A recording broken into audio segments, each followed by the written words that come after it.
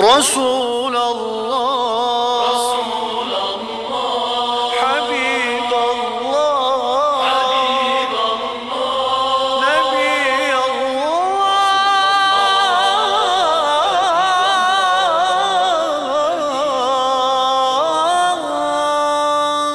شفيع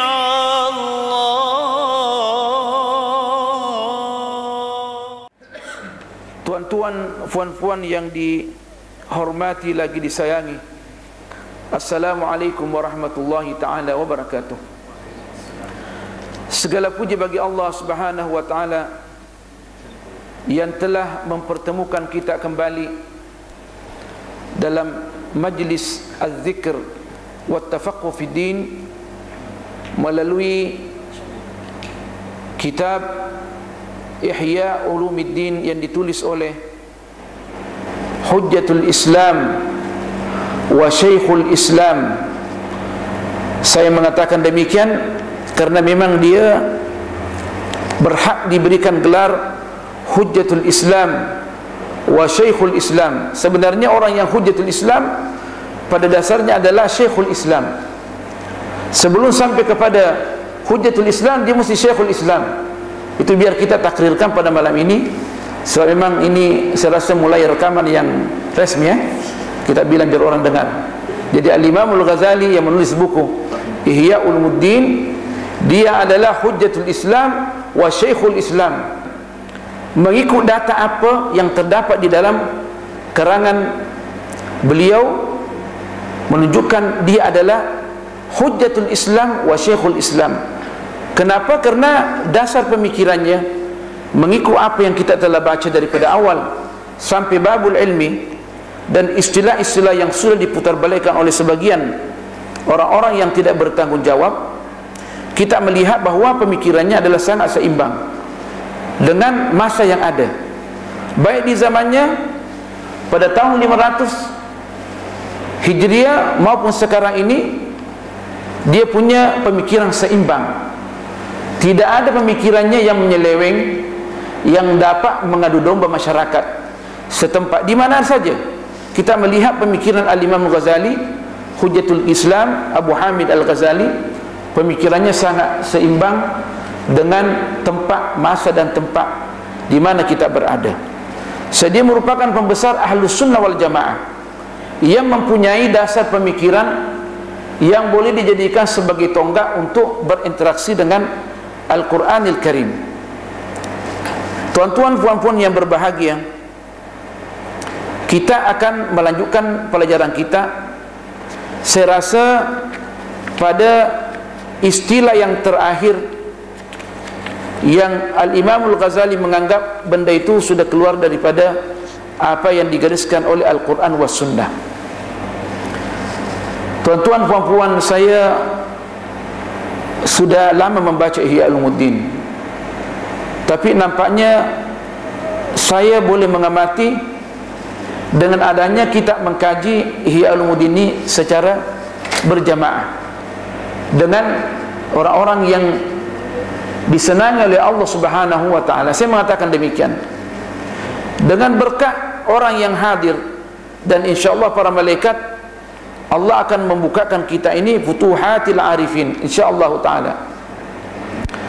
Tuan-tuan, puan-puan yang berbahagia, kita sudah berada tentunya pada konsep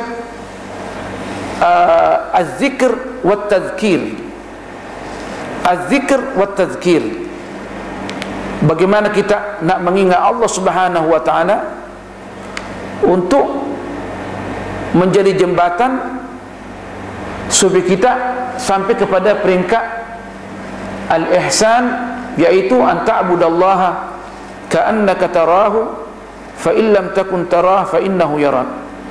Adanya kita akan sampai kepada matlamat maqam kita melihat Allah Subhanahu wa taala dengan mata hati kita di dunia. Kalau kita dapat mengetahui Allah, melihat Allah dengan mata hati kita di dunia ini dan khidmat kepada agamanya, tentunya kita akan melihat Allah Subhanahu wa ta'ala di akhirat. Karena orang yang akan mengenal Allah di akhirat tidak lain daripada orang yang mengenal Allah di dunia. Dia tak mengenal Allah di dunia, macam mana nak mengenal di akhirat? Ya kan? Tidak mungkin. Tidak mungkin. Kalau kita tak boleh melihat Allah dengan mata hati kita ini, maka kita mesti yakin bahawa Allah melihat segala tindak tanduk kita ini, segala amalan kita. Allah melihat kita, baik waktu kita secara bersendirian, lebih-lebih lagi pada waktu kita di tengah-tengah orang, ya kan? Dan ingat kata-kata al-zahir wal batin itu hanya untuk selain daripada Allah Subhanahu wa taala. Karena zahir wal batin ini bagi Allah Subhanahu wa taala sama saja. Bagi Allah Subhanahu wa taala zahir wal batin sama saja. Tapi makhluk tak. Makhluk yang zahir zahir, yang batin batin. Sebab ada permasalahan di dalam hati kita, malaikat pun tak tahu. Siapa yang tahu? Allah sahaja sendiri, Subhanahu wa ta'ala.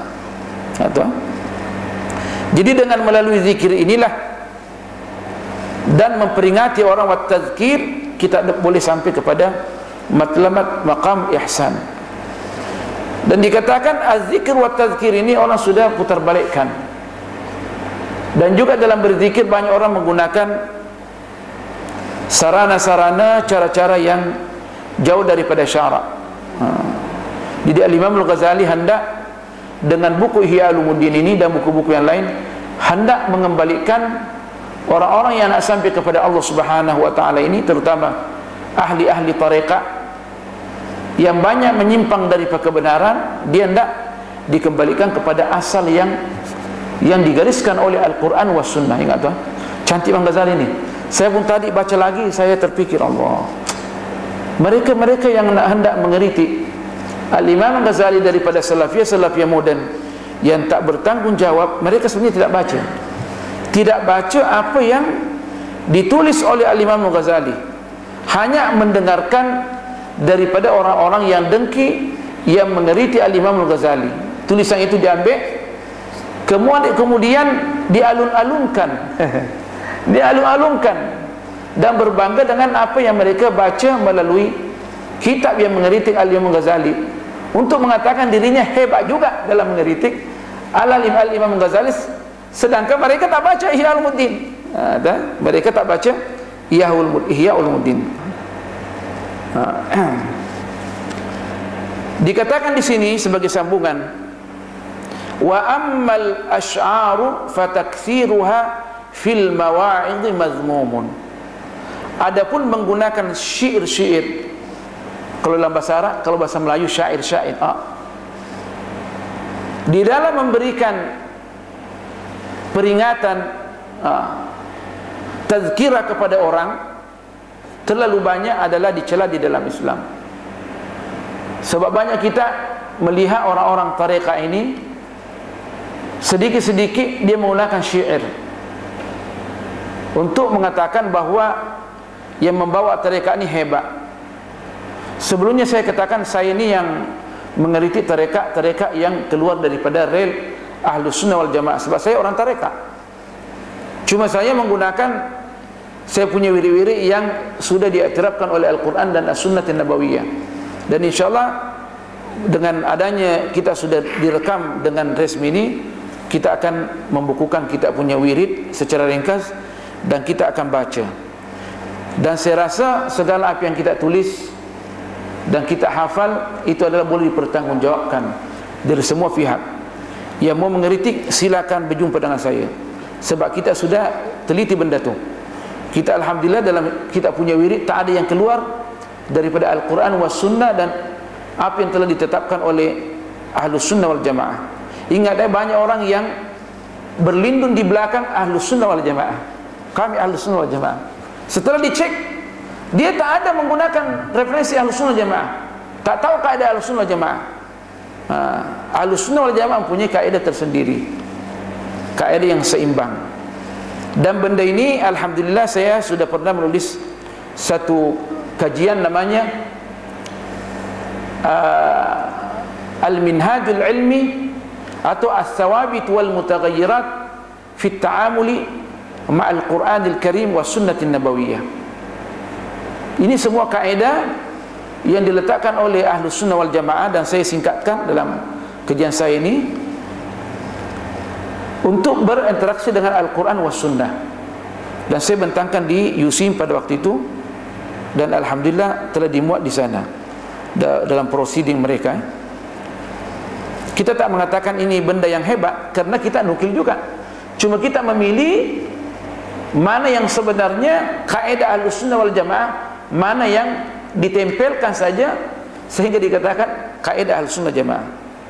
Dengan inilah kita pakai untuk berinteraksi dengan kutubut turas seperti Ihya Ulumuddin, dan kita mengaku bahwa tentunya apa yang ditulis oleh orang-orang dahulu daripada pembesar Ahlussunnah Jamaah tentunya tidak semuanya benar 100%, sebab mereka manusia biasa, bukan mereka manusia, bukan maksum. Tentu ada kesalahan, tetapi dengan adanya mereka sudah berijtihad dengan penuh keikhlasan, makanya kita mesti memberikan penghargaan kepada mereka. Karena kita nak bandingkan diri kita dengan mereka, siapa kita ini? Ya kan? Makanya saya dalam pengajian saya lebih cenderung untuk membaca kutub at-turas, peninggalan-peninggalan nenek moyang kita daripada Ahlus Sunnah wal Jamaah. Kita mengatakan nenek moyang kita, meski mereka orang Persia, orang Arab, sebab orang Islam ini adalah semuanya bersaudara. Orang Islam semuanya bersaudara.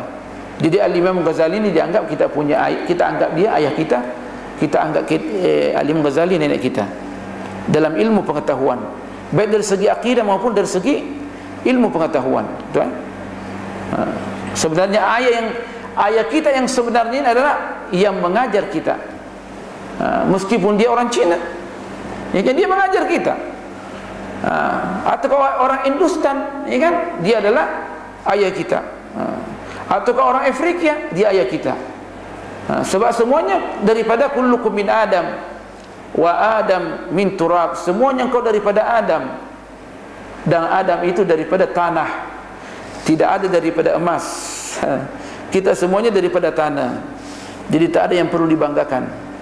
Semuanya kita ini sama. Yang mengangkat kita, martabat kita adalah amalan kita yang ikhlas. Bagaimana kita ini khidmat Islam. Jadi kita kembali menjelaskan hukum menggunakan banyak syair dalam memberikan tazkirah dan nasihat kepada orang, terutama di masjid. Dia kata wa ammal asy'aru fatakthiruha fil mawa'idhi mazmumun. Dicelah ini boleh saja dia makruh, boleh saja dia haram, ya kan? Bukan sunnah tuan. Selama dia mengatakan dicelah, pandai coba Imam Ghazali, dia tak langsung mengatakan haram. Teliti Imam Ghazali dalam meletakkan satu kata, teliti dia tak langsung mengatakan haram, mengatakan mazmumun. Boleh saja dia makruh, adik daripada haram, boleh saja dia haram.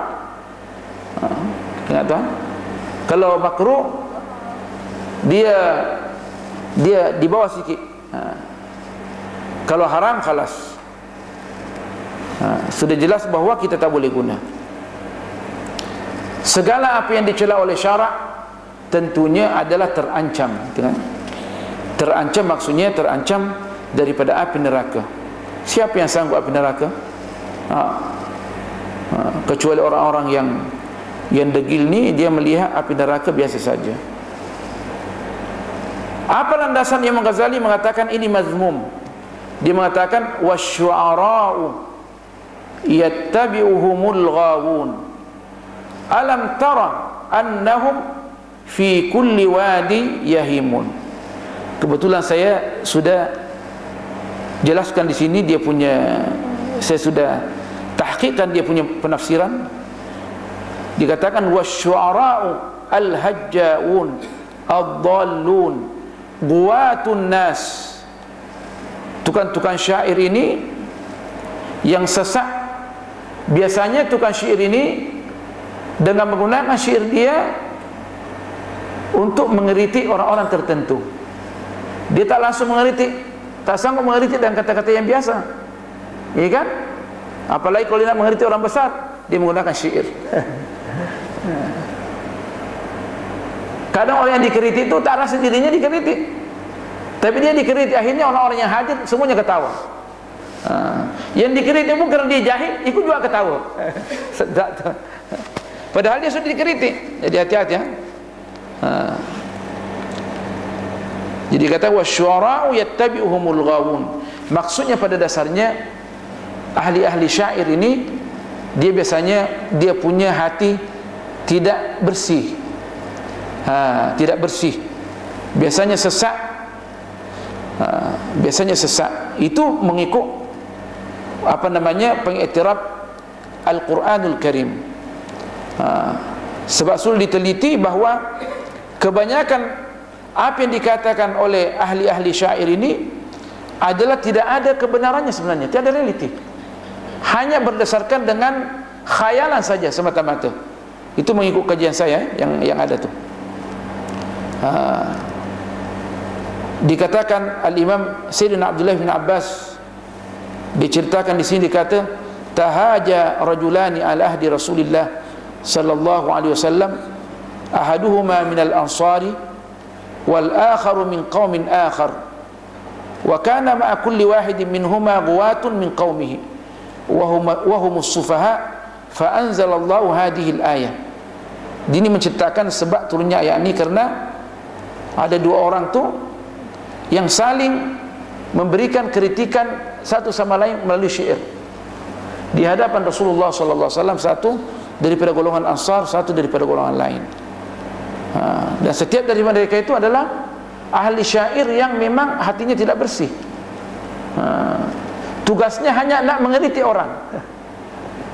Maka turun ayat ini mengeriti mereka.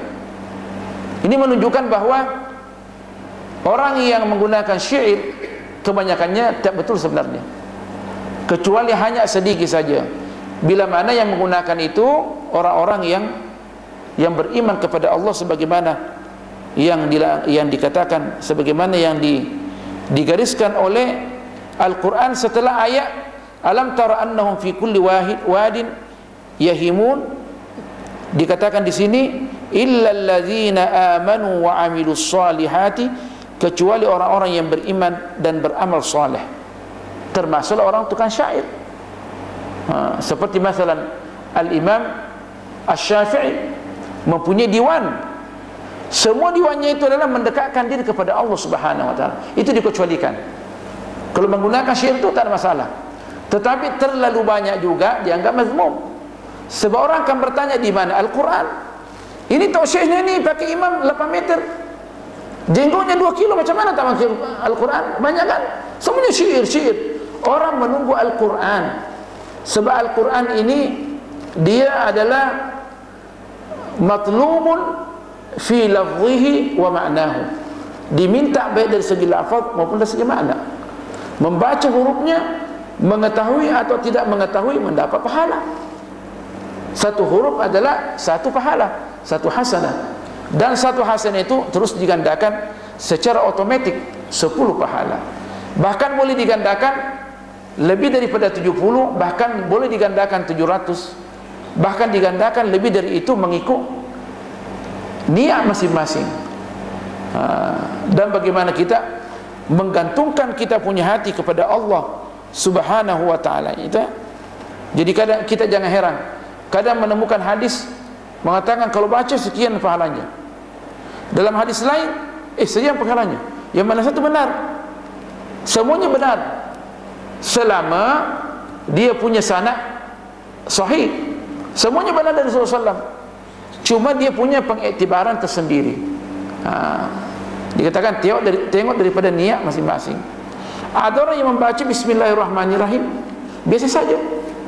Ada orang membaca Bismillahirrahmanirrahim dengan menhayati Bismillahirrahmanirrahim, dengan menangis kerana mengingat betapa rahmatnya Allah terhadap manusia. Manusia melupakan Allah yang Maha Pencipta, tapi Allah tak melupakan kita. Kita tak tunduk kepada peraturan Allah Subhanahu wa taala, tapi Allah masih sayang kita.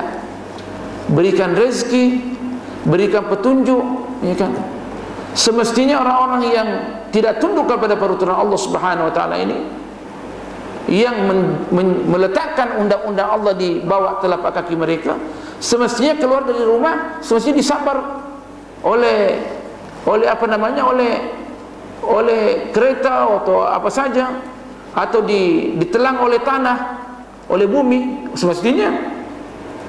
Sebab kita ini siapa sebenarnya? Kita ini adalah ciptaan Allah Subhanahu wa taala. Kita ini berada di dunia ini untuk berkhidmat kepada Allah Subhanahu wa taala. Wa ma khalaqtul jinna illa wal insa illa liya'budun. Aku tak menciptakan sama sekali. Ini daripada susunan bahasa Al-Quran. Wa ma khalaqtul jinna wal insa. Ini kan adatu qasrin. Uslubul qasr. Sama sekali aku tak menciptakan jin dan manusia kecuali untuk menyembah saya.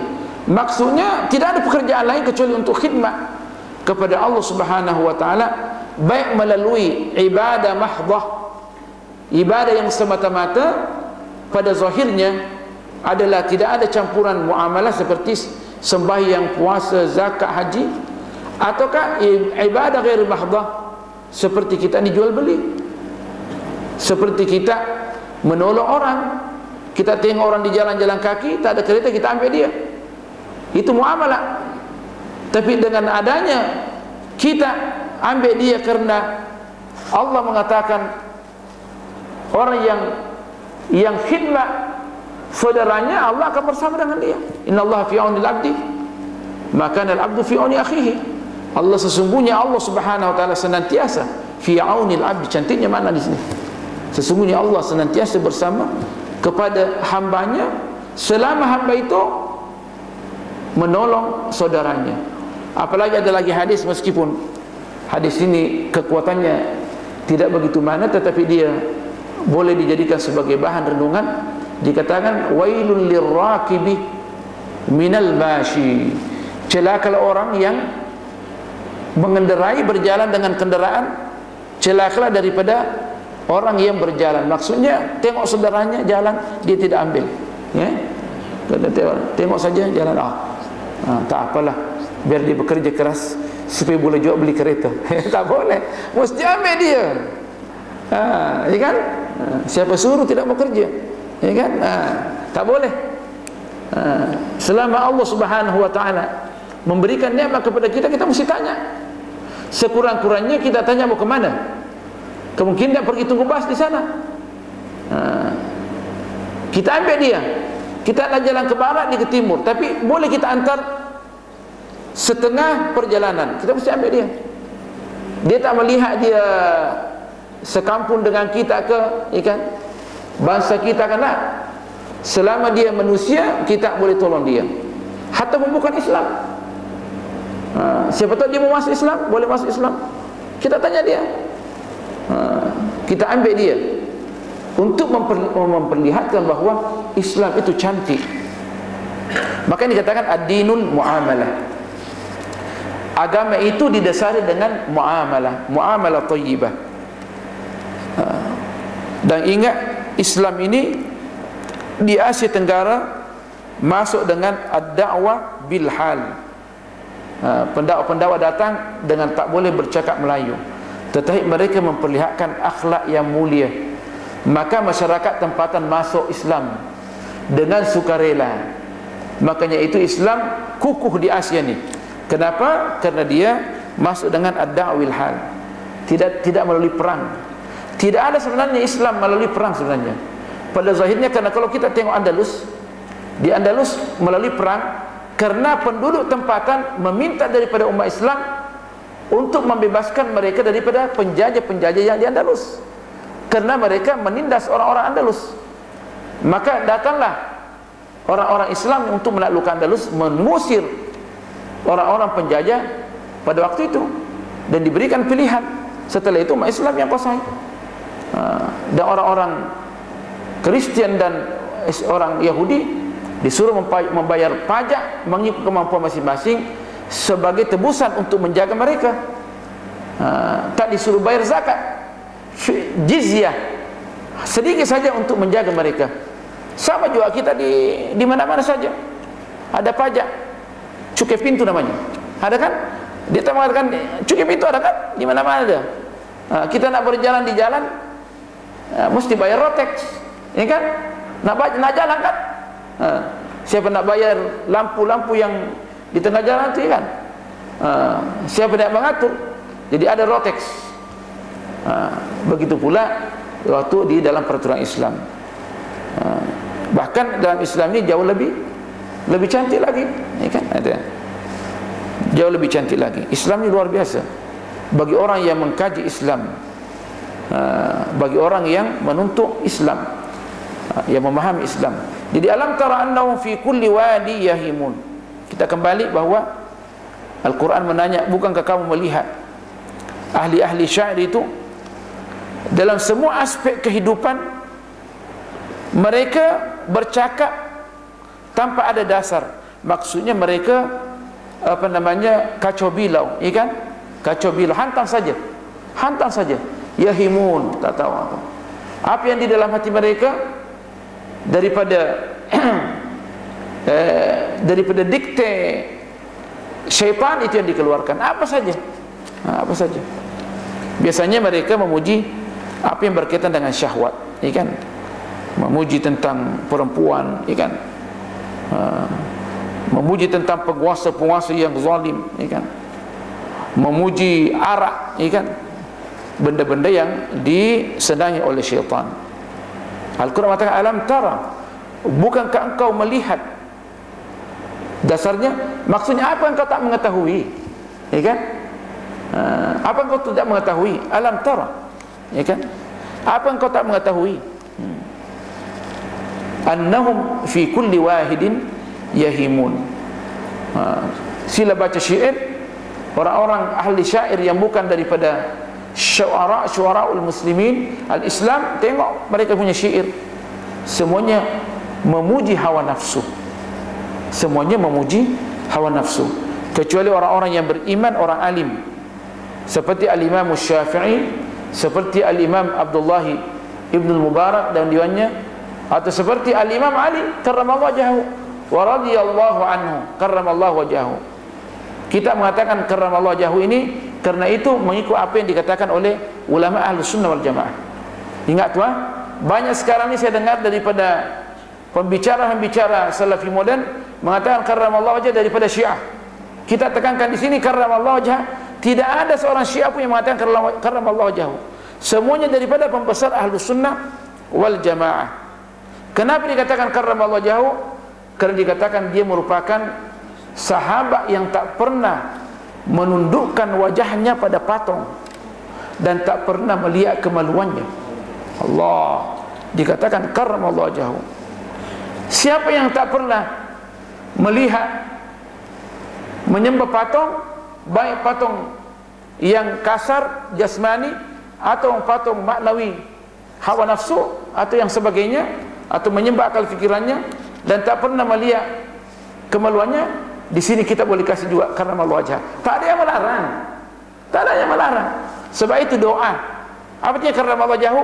Mudah-mudahan Allah memberikan penghargaan, memuliakan wajahnya, ya kan? Kita tak memberikan kepastian, itu doa, namanya jumlatun du'aiyah. Maksudnya akrim wajhahu ya Allah, muliakanlah dan berikanlah penghargaan kepada wajahnya. Jadi siapa yang tak pernah menyembah patung, baik patung jusmani atau rohani, dan tak melihat kemaluannya, di sini kita boleh kasih juga karena Allah, kita boleh doakan. Tak ada yang melarang.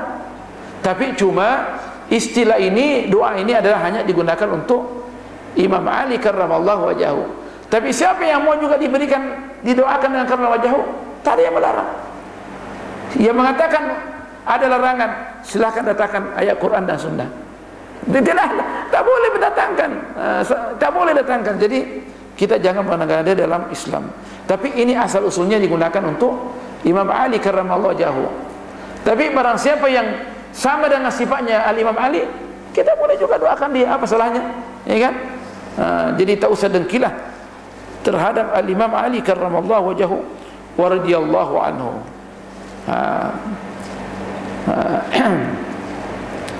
Kita jaga sedikit kita punya kita punya emosi dengar kata-kata ini biar sedikit seimbang. Jadi itu dikatakan mazmum. Alam tara annahum fi kulli wadi yahimun. Hebat Imam Ghazali ini, hebat. Nah, dia punya dasar dia tu. Wa qala ta'ala wa ma 'allamnahu asy-syi'ra wa ma yanbaghi lah. Wa ma 'allamnahu asy-syi'ra wa ma yanbaghi lah. Karena memanglah kami tak mengajarkan kepada Rasulullah sallallahu alaihi wasallam itu syair. Wa ma yanbaghi lah, tidak pantas. Dia tidak pantas kami mengajarkan syair kepada Rasulullah sallallahu alaihi wasallam. Yang diajarkan adalah Al-Quranul Karim disertai dengan Al-Hadis, Al-Hadithus Syarif.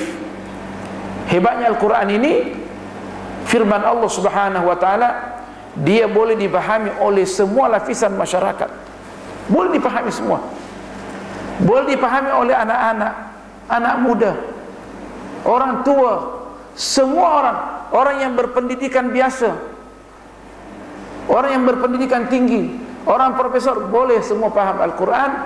Dan semuanya boleh mengistimbatkan hukum, adab, akhlak daripada Al-Quran mengikut kepakaran masing-masing dan cara memahami Al-Quran masing-masing. Semua orang boleh mengeluarkan daripada ayat yang sama, yang satu orang boleh mengeluarkan mutiara mengikut sistem pemikiran masing-masing, selama dia orang tu berkemampuan untuk mengeluarkan mutiara daripada Al-Quran Al-Karim. Ahli politik boleh mengeluarkan mutiara politik selama dia ikhlas dan dia ada kaedah. Ya kan? Maksudnya ahli politik yang baik.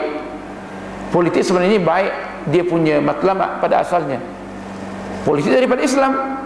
Cuma orang menyalahgunakan politik. Kalau dia berpolitik mesti kritik kerajaan. Itu satu kesalahan besar.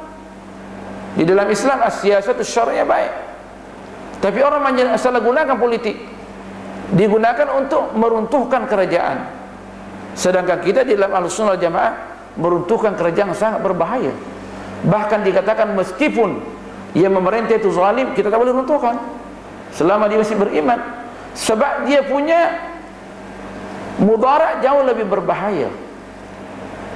Di dalam Islam kita mesti melalui mesti melalui ilmu pengetahuan, mesti melalui tazkirah, mesti melalui nasihat.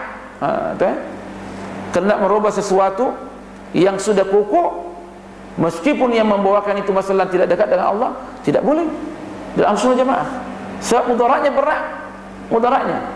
Tengok Suriah sekarang ni, Suriah hancur, umat Islam hancur. Cuma musuh Islam menunggu-nunggu bila kita boleh masuk ambil Suriah. Ya kan? Cinta maksudnya tu. Siapa yang korban? Semuanya yang korban umat Islam. Perubahan secara kekerasan, semestinya perubahan dengan bil hikmati wal mau'izatil hasanah, dengan penuh hikmah. Coba tengok tu. Siapa yang begitu? Orang-orang yang tidak bertanggung jawab. Ya kan? Orang-orang yang tak bertanggung jawab. Semuanya kita ni mau Islam, semua kita ini mau menegakkan kebenaran, tapi biarlah kebenaran yang kita hendak tegakkan tu melalui prosedur yang tepat, ya kan? Melalui prosedur yang tepat. Makanya kita ini belajar dalam Ahlussunnah Jamaah dikatakan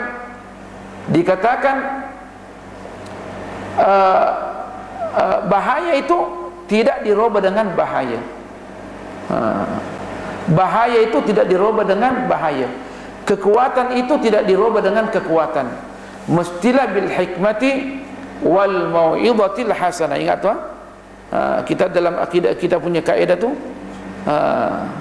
atau al khata'u la yu'alaju al khata'u la yu'alaju bil khata'i wasyarru la yu'alaju bis syarri.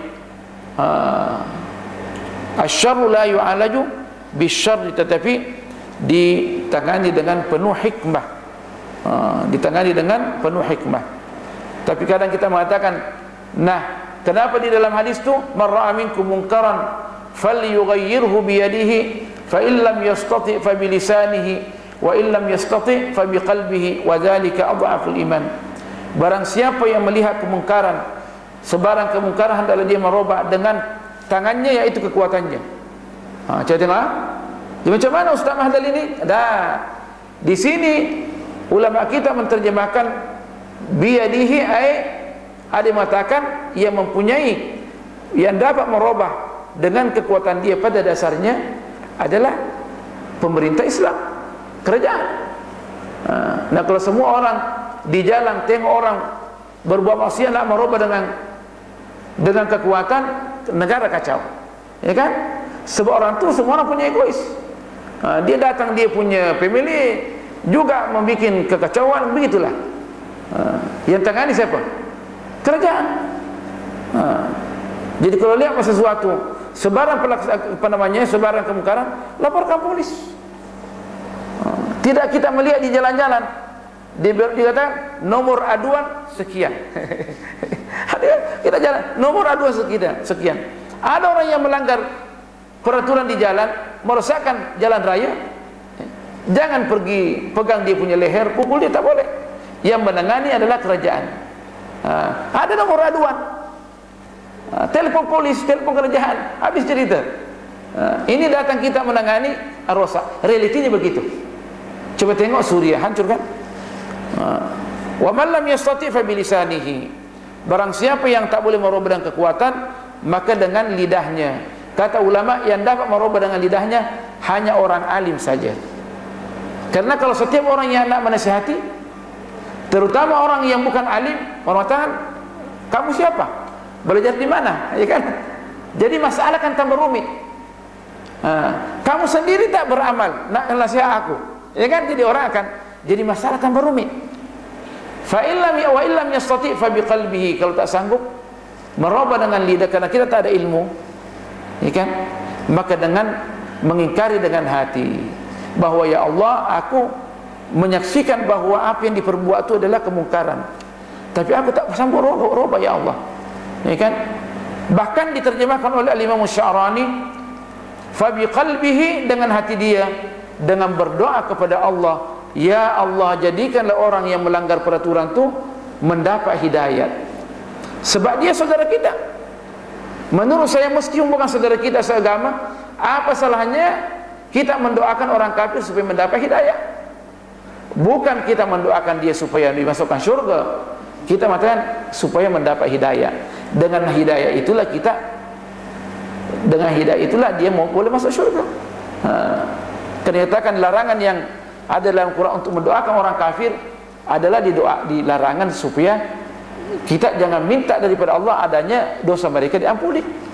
Tetapi untuk mendoakan orang kafir supaya mendapat hidayah, alhamdulillah, kita doakan orang-orang kafir supaya mendapat hidayah, supaya boleh menjadi kekuatan Islam, ya kan? Supaya boleh menjadi kekuatan Islam, mengusir penjajah-penjajah daripada negara Islam, ya kan? Yang merampas negara-negara Islam. Jadi kita sama dengan At-Tatar, dulunya musuh Islam, las-las masuk Islam, Allahu Akbar. Dunia Islam tambah kuat, ya kan? Jadi itu kita minta. Jadi kita mesti menangani segala sesuatu ini dengan penuh hikmah. Jadi kita kembali bahwa wa ma 'allamnahu asy-syi'ra ma yanbaghi lah. Jadi jangan terlalu banyak menggunakan syair di dalam kita ini berceramah, memberikan nasihat, tapi gunakanlah ayat Al-Quran. Sebab ayat Quran ini sesuai untuk semua orang. Orang tukang syair, orang yang tak memahami syair, mana dia boleh faham, ya kan?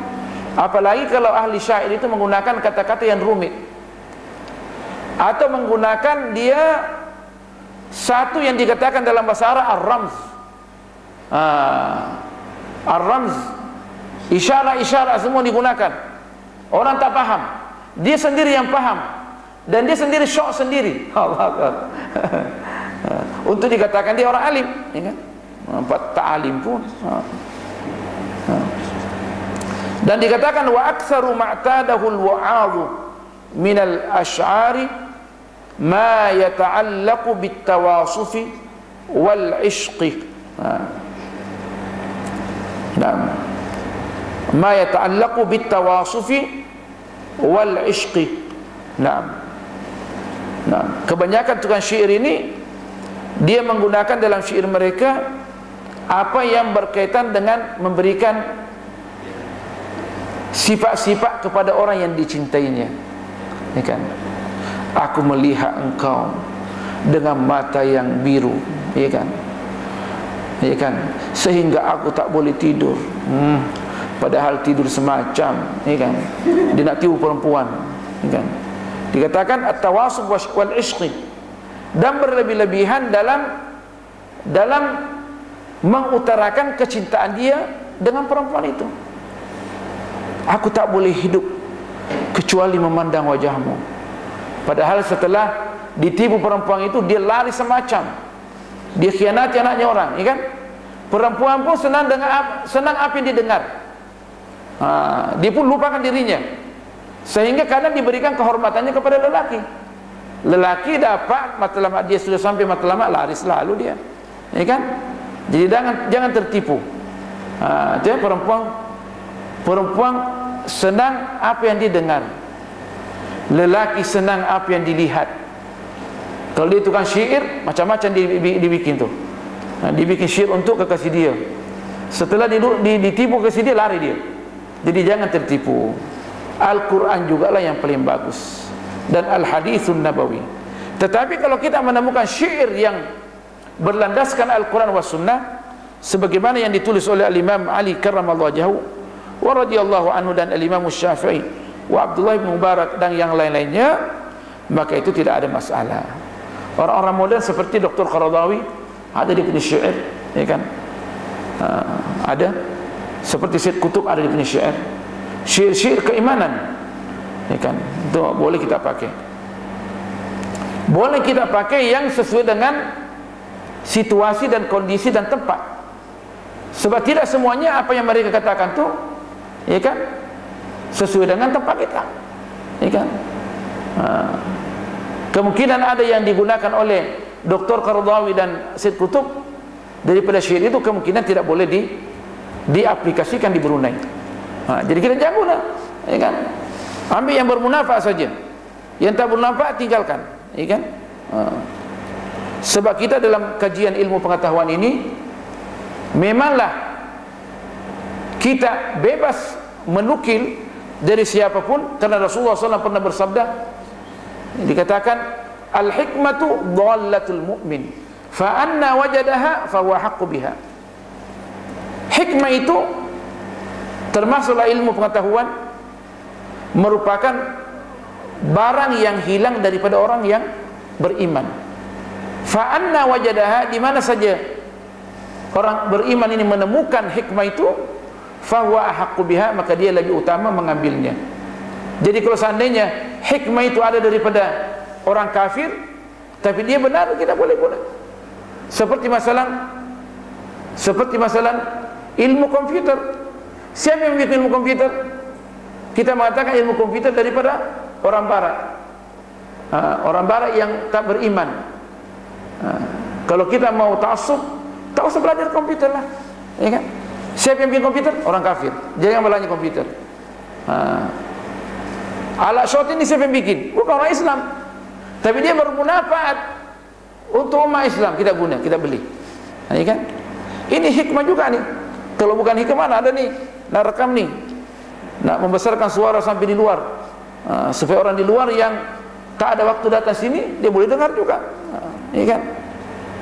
Dia di sana boleh dengar-dengar dengan minum kopi, minum teh, ya kan? Tak apa yang penting dia dengar, ya kan? Yang penting jangan buang masa untuk selain daripada ilmu pengetahuan. Dapat pahala juga meskipun dia di sana yang dengar. Saya yakin ada yang di luar mendengarkan sana, terutama perempuan biasa sampai kepada saya. Jadi kita ini boleh ambil daripada siapa saja, tapi hati-hati dalam menukil, karena waktu kita sudah menukil benda tu, kita dianggap bertanggungjawab. Kita menukil dari Syed Qutb, ada benda yang tak sesuai dengan negara kita, kita nukil juga, kita dianggap bertanggung jawab. Jadi kalau kita ditanya mesti pandai-pandai menjawab. Waktu kita tak nukil memanglah tak ada masalah, tapi sudah masukkan dalam penulisan kita, kita akan dianggap itu adalah kita punya tulisan, mesti bertanggung jawab. Jangan mengatakan ini bukan saya punya nih, ini Sekutu punya, coba tengok. Betul, tapi sekarang tuanku sudah menukil, ya kan? Anda sudah menukil, Anda sudah menukil, berarti mesti dipertanggungjawabkan, ya kan? Kan orang itu, bukan saya Ustaz yang tulis, bukan saya punya nih. Betul, tapi sekarang ni Anda sudah meletakkan dalam kertas kerja Anda, jadi Anda mesti mempertanggungjawabkan. Itu kadang orang tu dia kacau dalam penulisan. Tu segala apa yang kita tulis mesti kita pertanggungjawabkan, apa yang kita nukil mesti kita pertanggungjawabkan. Jadi sebelum menukil itu mesti pandai-pandai. Nah, mesti pandai-pandai.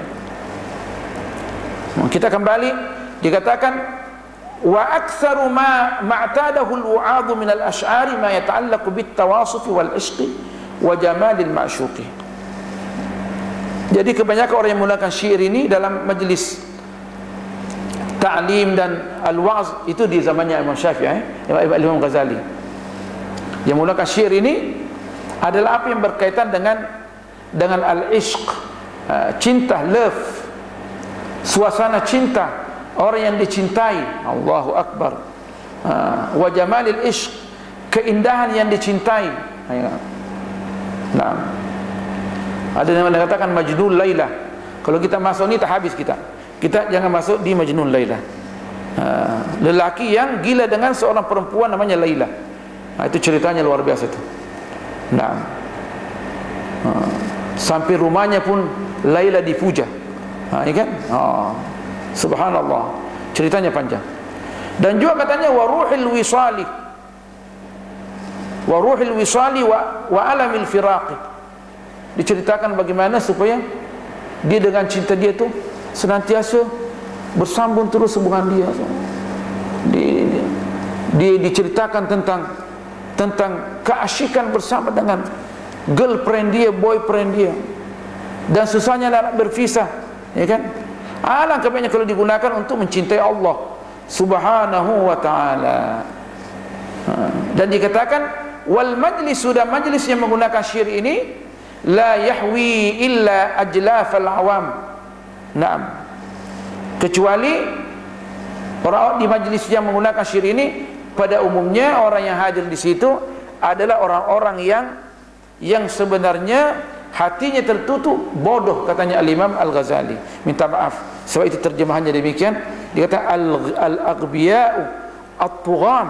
Itu yang menafsirkan ini adalah Al-Imam Murtada Az-Zabidi dalam bukunya Ithab As-Sada Al-Muttaqin bi Syarhi Ihya Ulumuddin. Dia kata demikian, dan saya setuju dengan itu, makanya saya itu nukil, ya kan? Kalau tidak setuju mari sini kita bincang, ya kan? Dia mengatakan demikian dan saya yakin ini tepat, maka saya nukil daripada Al-Imam Murtada Az-Zabidi, ya kan?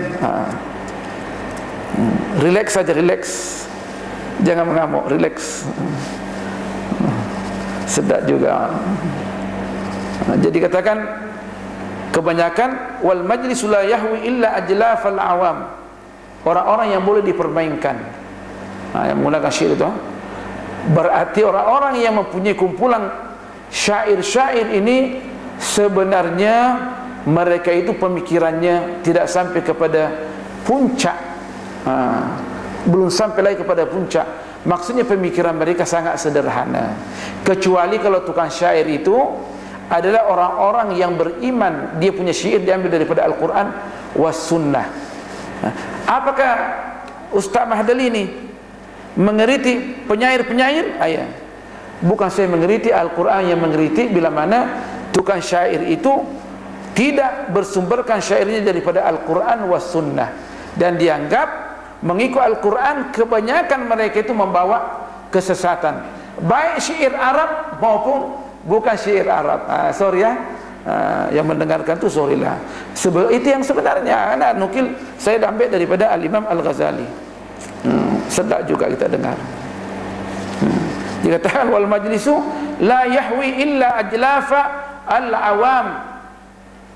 Dan Imam Ghazali disambung wa bawatinuhum mashhunatun bisyahawat. Dan isi hati mereka itu, di sini terjemah literalnya, dan batin-batinnya, maksudnya isi hati mereka itu mashhunatun bisyahawat, dipenuhi dengan syahwat. Coba tengok dalam pertandingan syair, tukang syair yang tidak sembahyang kadang, kita tengok tukang dikatakan seniman kan, ada rambutnya macam-macam dia punya, dia kan pakaiannya pun lain daripada orang lain. Itu menunjukkan tidak seimbang. Dengan adanya mereka punya tingkah laku tidak seimbang, berarti hatinya juga kacau. Ya kan? Kita tengok kan? Coba tak masuk dalam pertandingan syair. Saya waktu ikut konferensi di Mesir beberapa tahun yang lalu, ada namanya perlombaan syair. Saya tengok orang-orang yang menulis syair itu akhlaknya tidak bagus. Bajunya, rambutnya, kumisnya pun ada ya lain-lain belaka. Bikinlah kumis yang cantik, ya kan? Macam-macam, dia tidak teratur. Okay? Menunjukkan dia punya apa dikatakan Ghazali wa bawatinuhum mashhunatun bisyahawat. Saya tidak mengeritik syair, ya kan, pada dasarnya, tapi saya mengeritik kandungan syair, ya kan. Saya sini jelaskan melalui majlis ini, saya tidak mengeritik syair dan tidak mengharamkan syair dan tidak membenci syair. Saya pun menghafal syair, tetapi yang saya kritik kandungan syair yang tidak berlandaskan Al-Quran was Sunnah. Dikatakan hampir semuanya adalah dipenuhi dengan syahwat, bertentangan dengan keridhaan Allah Subhanahu wa ta'ala. Tengok tingkah laku mereka bagaimana, menunjukkan bahawa apa yang dikatakan oleh Al-Quran itu dan As-Sunnatun Nabawiyah dan ulama ahli sunnah al-jamaah, terutama Al-Imam Al-Ghazali, hujjatul Islam wa syekhul Islam, adalah benar. Itu yang benar, yang itu kesimpulan saya itu. Panjang sudah cerita ni. Wa qulubuhum ghairu munfakka 'anil iltifati ila suwaril malihah. Dan hati mereka tidak senantiasa tidak apa namanya? Tidak jauh daripada menggambarkan wajah-wajah yang indah, ya kan? Wajah-wajah yang indah. Coba tengok dalam syair-syair itu. Terutama syair-syair al-jahiliyah sebelum Islam, sehingga dikatakan Al-Imam Ghazali kata fala tuharrikul asy'aru min qulubihim illa ma huwa mustakinnun fiha fatashta'ilu fiha niranus syahwah niranus syahawati. Sehingga syair-syair mereka itu tidak menggerakkan apa yang terdapat dalam hati kecuali apa yang tersembunyi di dalam hati, sehingga dapat terbakar syahwat di dalam hati. Kalau syahwat sudah terbakar di dalam hati, dia cari apa kira-kira? Tentunya dia mencari dia punya lawan jenis. Kalau mencari lawan jenis, apa yang terjadi? Maka di situ terjadi perzinaan. Ngata? Karena syair-syair itu kebanyakan dia kalau bukan berlandaskan daripada Al-Quran was Sunnah, syairnya semuanya berlandaskan dengan hawa nafsu. Tentunya yang pertama yang disifatkan adalah perempuan, dan bagaimana mendekatkan diri kepada perempuan, gitu kan? Niranus syahwat. Kalau sudah bergejolak api syahwat ini, maka lelaki akan mencari pasangan dia tidak melalui dengan apa yang diridai oleh Allah Subhanahu wa taala.